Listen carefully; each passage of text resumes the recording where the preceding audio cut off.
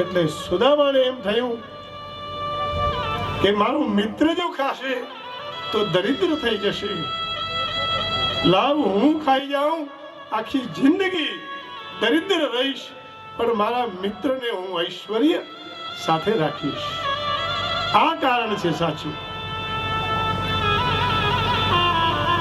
અને એ વખતે ગુરુજી એમ કે વરસાદ વરસતા વર્ષમાં આપણને લેવા આવેલા, હે કૃષ્ણ, હે સુદામન, કહા હો? ગુરુના વચનને આજે આપણે પાડીએ ભૂલતા નથી. પીપા નામનો એક રાજા થઈ ગયો, ગુરુ ભક્ત. પોતાના હાથી ઘોડા ગાડીઓ સાથે ગુરુજીના દર્શન કરવા ગયો અને શિષ્યને કહ્યું કે કહો, પીપા નામના રાજા આયા છે. ત્યારે ગુરુજીએ કહ્યું કે હું રાજાને મળતો નથી, એને કહી દો કે પાછો ચાલ્યો જાય. અને એ સમયે પીપાને ખબર પડી, એને જ્ઞાન થયું. રાજાના વસ્ત્ર ઉતારી પોતાની મોટી ગાડીઓ, બંગલા, જે કંઈ પણ સંપત્તિ એને ભૂલીને રથને બહાર મૂકી અને જ્યારે ગુરુજી પાસે આવ્યો ત્યારે કહ્યું કે કહો, એક ભક્ત તમને મળવા આવ્યો છે. ત્યારે ગુરુજીએ કીધું કે એ પીપાને કહો કે જા કૂવામાં પડી જા. અને ગુરુજીના વચનથી એ પીપા દોડ્યા, કૂવામાં પડવા ગયા. શિષ્યોએ હાથ પકડી રાખ્યો કે નહીં મહારાજ, તમે પરીક્ષામાં પાસ છો. હવે આઈ એમ કિંગ, હું રાજા છું. આઈ એમ ડોક્ટર, આઈ એમ ટીચર. આ આઈ નીકળી જાય ને તો જીવનમાં દરેક પ્રકારની શાંતિ પ્રાપ્ત થઈ જાય. હા, હું નામનું નીકળી જવું જોઈએ.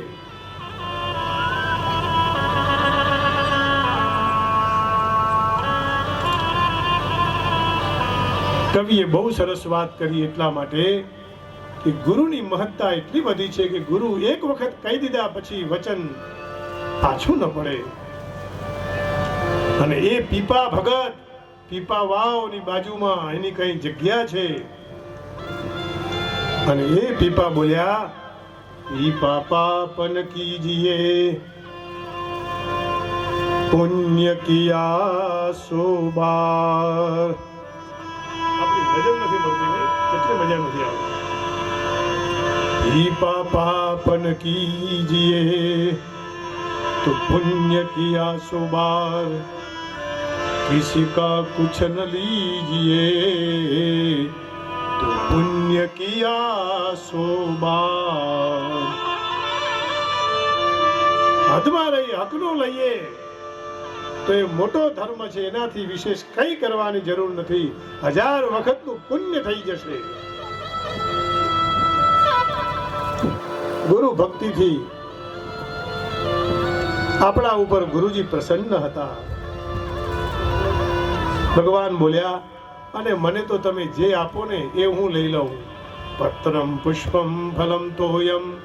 શ્રીમદ ભગવદ ગીતાજી અને શ્રીમદ ભાગવત. શ્રીમદ ભાગવતજીમાં ભગવાનના ચરિત્રો કરતા વિશેષ સંતોના ચરિત્ર છે, એના ભક્તોના ચરિત્ર છે, એટલે ભગવદીયના ચરિત્ર છે, એટલે શ્રીમદ ભાગવત કહેવાય. અને ભાગવત 9 થઈ ગયા. નારદજી, વ્યાસજી, બલિરાજા. આ પરમ ભગવદીય, પરમ ભાગવત કહેવાય. ગીતાજી એ સિદ્ધાંતનો ગ્રંથ છે અને શ્રીમદ ભાગવતજી દ્રષ્ટાંતનો ગ્રંથ છે. દ્રષ્ટાંત અને સિદ્ધાંત વગર મનમાં કોઈ વાત બેસે નહીં. પત્રમ પુષ્પમ ફલમ તોયમ યો મે ભક્ત્યા પ્રયચ્છતિ તદહમ ભક્ત્ય પરુતમ અશ્નામિ પ્રયતાત્મન. ભગવાન કે છે મને કોઈ પાંદડું આપે, મને પુષ્પ આપે, ફળ આપે, અરે જળ ચડાવી જાય ને ઠંડુ ગરમ ગમે ત્યારે શિવજીને એક જ છે. એ બે એક સ્વરૂપ, એક સ્વરૂપ અંતર નવધર સો. થોડા ઉદરને ભજતા, થોડા શંભુને ભજતા ભવસાગર તરસો.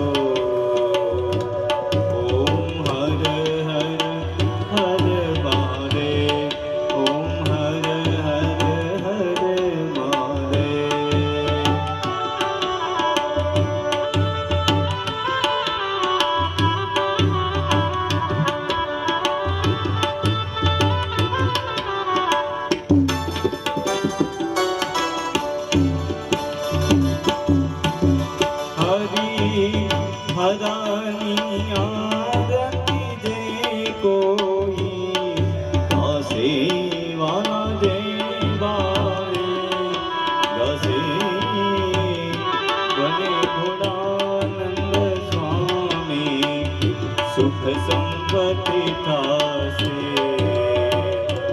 ઓમ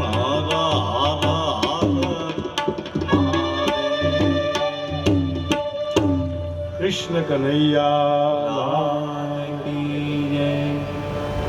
તો ભગવાન એ સ્વયં બંને એક જ છે, કઈ જુદો ભાવ જ નથી. અહીંયા કને બંનેની વાતો ખૂટી નહીં. સવાર પડ્યો,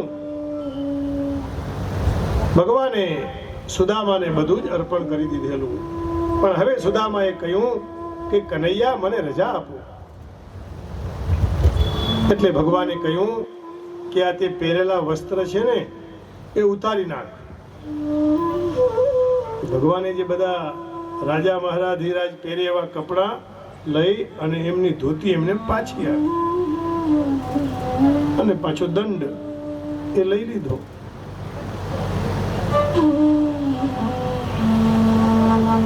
પણ સુદામાએ ભગવાનની પાસે કંઈ જ માંગ્યું નથી. એ નારાયણ પાસે માંગવાની ક્યાં જરૂર છે? યંચામોઘા વરમધિગુણે.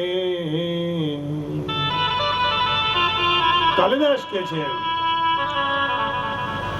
કે આ તો સાક્ષાત ભગવાન મળ્યા તોય ન માંગ્યું, જ્યાં ત્યાં મંગાય નહીં, પણ નારાયણ પાસે પણ ન માંગ્યું. પોતાની લાકડી હાથમાં લીધી, પોતાની ધોતી પહેરી લીધી અને ચંપલ તો હતા નહીં, જે કઈ ચાકડી પહેરાવી એ પણ સુદામાએ ઉતારી દીધી. પણ જાતા જાતા પૂછ્યું કે કઈ સમાચાર આપ્યો છે? તો કે હા, મેં તમને કહ્યું એક માસ દ્વય પાખ મેં દો એકાદશી હોય, સો પ્રભુ દીન દયાલ ને નિત નિત દીની મોય. ભગવાને આંખો બંધ કરી ચમત્કાર કર્યો અને જોયું કે ત્યાં તો બધું જ પહોંચી ગયું છે. ભગવાન બોલ્યા, હોની થી સો હો ગઈ પર અબ એસી ન હો. અત્યાર સુધી ખૂબ અગિયારસ કરી ભાભી, ભાભી તેરે ભવન में નિત્ય દ્વાદશી હો. હવે તો રોજને માટે તમારે ત્યાં દ્વાદશી હશે. દાનની ગતિ 3 છે. દાનમ ભોગો નાશઃ. 3 ગતિ છે દાનની. આ પૈસો આ રસ્તા ઉપર ગયા વગર રહે જ નહીં. સ્વયં ભગવાને પણ સુદામાને આપ્યો છે.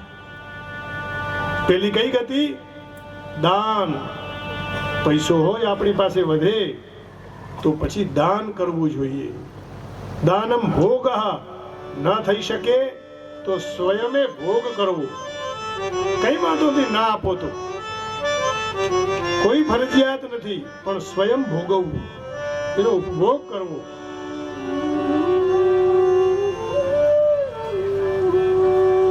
અને ત્રીજું કહ્યું કે જો આ બે ન કરો તો ધનની ગતિ ત્રીજી છે નાશઃ. દાનમ ભોગો નાશઃ તિસરો ગતયો ભવન્તિ વિત્તસ્ય યો ન દદાતિ ન ભુંક્તે. જે આપે નહીં અને ખાય પણ નહીં, તસ્ય તૃતીયા ગતિર્ભવતિ. અને કોઈ ગરીબને જોઈ જાઓ તો એને આપજો, કોઈ કન્યા ગરીબ હોય તો એના વિવાહ કરાવવામાં મદદ કરજો, તો પણ ભગવાન રાજી થશે. પાત્ર જોઈને આપજો. જો વિચાર કરીએ ને તો વિચાર બદલાઈ જાય. એમ થાય કે અત્યારે આપવું છે તો કાઢી જ નાખવું, નહીં તો મન એટલું ચંચળ છે તરત ના પાડે. 2000 નક્કી કર્યા હોય ઓછા થઈ જાય કે નહીં હવે કઈ નહીં. સવાર પડે તો પાછું 1500 થાય ને એમ સાંજ પડે તો કે નહીં હવે એમની પાસે તો છે જ નહીં, આપણે શું આપવાનું. 1000 થાય 500 થાય, ધીરે ધીરે કરતા રૂપિયો આવી જાય.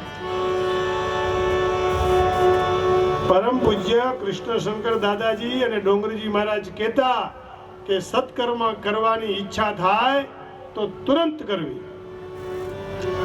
અને એ આ કથા પ્રમાણભૂત છે. આ 6 મહિનાની તૈયારી નથી. કથામાં તો 6 મહિના જોઈએ. આ મહિનામાં જ થયું. અધિષ્ઠાનમ તથા કરતા. આપણે કથામાં આ શરૂઆતમાં હું કહેલું, મેં સ્થાન મળ્યું. કરતા કોણ? તો કે ભગવાન. અધિષ્ઠાનમ તથા કરતા. હવે કરતા કોણ? અહીંયા કાર્ય કરતા હોય તો કરતા દેખાય નહીં, કાર્ય દેખાય. એનું નામ કાર્ય કરતા. જોયું? એ બધી વ્યવસ્થા છે, પણ કાર્યકર્તાઓ ત્યાં પાછળ હોય. અધિષ્ઠાનમ તથા કરતા કરણમ ચ પૃથક વિધમ. કરણ એટલે સાધન. અહીંયા સાધન કોણ ભેગા થયા? તો જે કંઈ પણ જોઈતા હતા એ ભગવાને પૂરા કર્યા. અને આ કેટલા જન્મના પુણ્ય હોય ત્યારે થાય. અને પોતાના માટે તો હવ કરે, પણ જ્યારે બીજાના માટે કરે ત્યારે એ સાચી વાત કહેવાય. પ્રેરક કોણ છે? ભાવેશભાઈ, ગોવિંદભાઈ અને ભગીબા.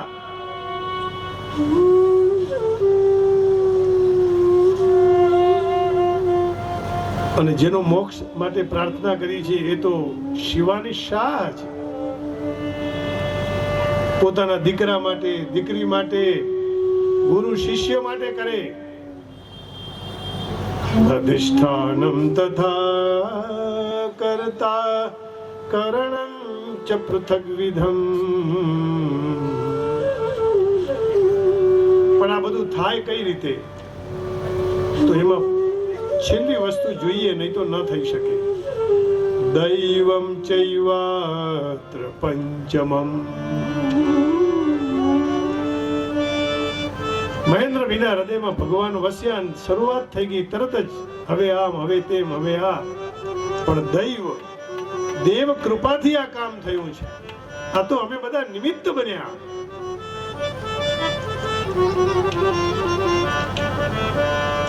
તો દાનમ ભોગો નાશઃ. જો કર્ણએ દાન આપ્યું તો લોકો આજ યાદ કરે છે. અહીંયા ભગવાને બધું જ ઐશ્વર્ય સુદામાને અર્પણ કરી દીધું. એક બાપા સત્સંગમાં જાય, રોજ મંદિરમાં જાય, દર્શન કરે, ઝાલર વાગે, રાજી રાજી થાય, પૂજારીને પગે લાગે, મહારાજ જય શ્રી કૃષ્ણ. પણ મારો વાલો કોઈની 1 રૂપિયો મૂકે નહીં. મંદિરે જાય, દેવાની આદત ન હોય ને, આ આદત પાડવી પડે. એક સાધુ મહાત્મા રોજ શેઠને જઈને કે ભિક્ષાન દેહી. એટલે શેઠ કે ચલો ઇધર સે આગે. બીજા દિવસે આયા.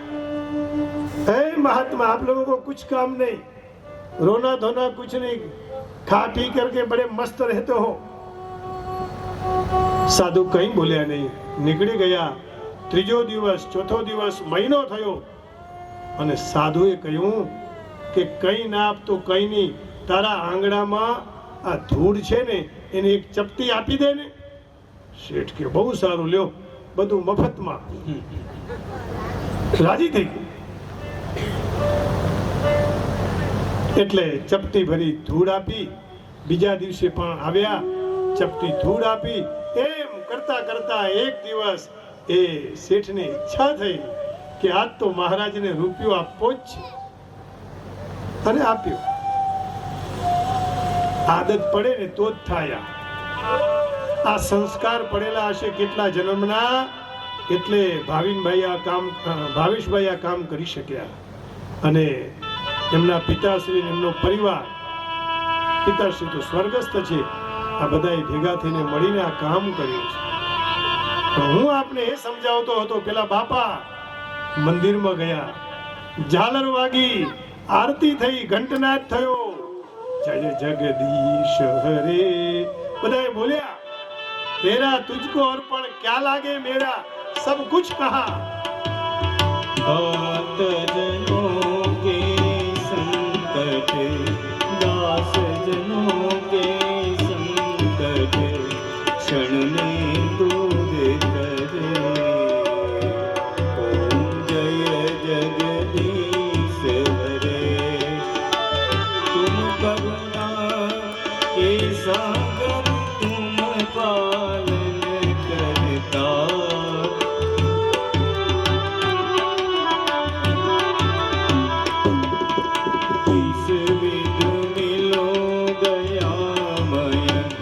तुमको मैं गुमती.